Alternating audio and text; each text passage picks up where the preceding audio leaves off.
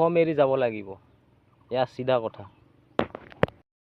আজি গুৱাহাটীৰ ঘটনাটো আজি আমাৰ এই অসমত নহয়, যদি এই ঘটনাটো যদি তামিলনাডুত কৰিলে হয় বা তামিল এজনক যদি মাৰিলে হয় বা তামিল গবেক বুলি যদি ক'লে হয়, তেওঁ ৰাতিৰ ভিতৰতে টানি টপলা বান্ধি যাব লাগিলে হয় এইজন বিহাৰী। কিন্তু আমাৰ অসমৰ কাৰণে এই বাচি গৈছে, আমাৰ অসমৰ কাৰণেই বাচি গৈছে। কিন্তু আমাৰ অসমীয়া জাতিটো অলপ সচেতন হওক।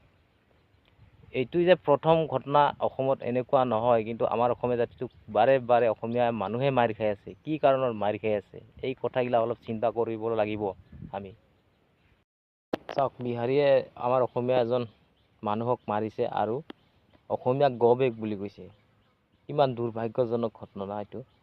অসমত থাকি অসমীয়া গবেক বুলি ক'ব আৰু আমি কি মানি ল'ম নেকি? আৰু আমি কি মনে মনে বহি থাকিম নেকি? অসম এৰি যাব লাগিব কিন্তু বিহাৰী, চিধা কথা। অসমত কামাব আহিছা, ভালদৰে কামাই থাক,